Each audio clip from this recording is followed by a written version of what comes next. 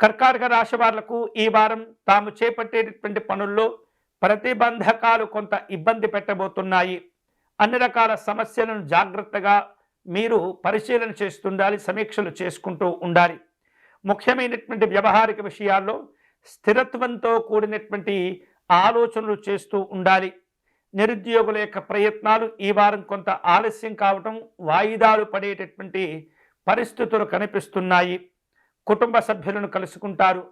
ధార్మిక ఆధ్యాత్మిక సంబంధమైనటువంటి క్షేత్రాలను దర్శనం చేసుకునే సూచనలు కనిపిస్తున్నాయి. వృత్తిపరంగా ఉద్యోగపరంగా ఈ వారం కర్కాటక రాశి వాళ్లకు పలు రకాల బాధ్యతలు కూడా పెరిగేటటువంటి సూచనలు కనిపిస్తున్నాయి. కుటుంబ సభ్యులతో వివిధ రకాలుగా ఒప్పందాల గురించిన చర్చలు జరుగుతూ ఉంటాయి. స్థిరాస్తులకు సంబంధించినటువంటి చర్చలు కొనసాగే అవకాశాలు ఉండబోతున్నాయి. పిల్లల యొక్క ఆరోగ్యాలు చదువుల విషయంలో ఏమాత్రం కూడా కర్కాటక రాశి వారు ఈ వారం నిర్లక్ష్యం చేయకూడదు. అన్ని రకాల జాగ్రత్తలు తీసుకుంటూ ఉండాలి. అలాగే ఎప్పటి నుంచో ఎదురు చూస్తూ ఉన్నటువంటి స్వంత ఇంటి కలను సాకారం చేసుకునేటటువంటి సూచనలు కనిపిస్తున్నాయి.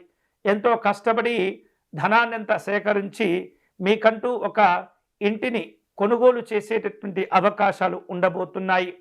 అయితే కొన్ని రకాల తెలిసి తెలియక నిర్ణయాలు తీసుకోవటం వలన ఆ పనులు ఆలస్యం కూడా ఉండే అవకాశాలు కనిపిస్తున్నాయి. కాబట్టి ఎక్కడా ఏ విధమైనటువంటి పొరపాట్లు లేకుండా జాగ్రత్త పడేటటువంటి ప్రయత్నం చేయండి.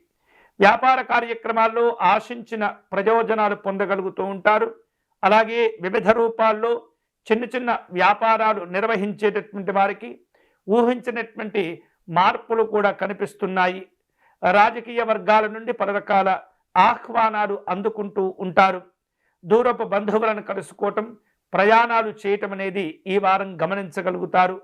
కొన్ని రకాల ఆశ్చర్యకరమైనటువంటి విషయాలు తెలుస్తుంటాయి. సమాచారాలను మీకు కూడా తెలుసుకునేటటువంటి ప్రయత్నాలు చేస్తుంటారు. ఆర్థికపరమైనటువంటి లోటుపాట్లను జాగ్రత్తగా సరి చేసుకుంటూ ఉండాలి. అవసరానికి ధన సహకారం కూడా అందుతూ ఉంటుంది. ఈ వారం కర్కాటక రాశి వారు శుభకరమైనటువంటి ఫలితాలను పొందేందుకై సుబ్రహ్మణ్య స్వామి వారిని పూజించడం మంచిది.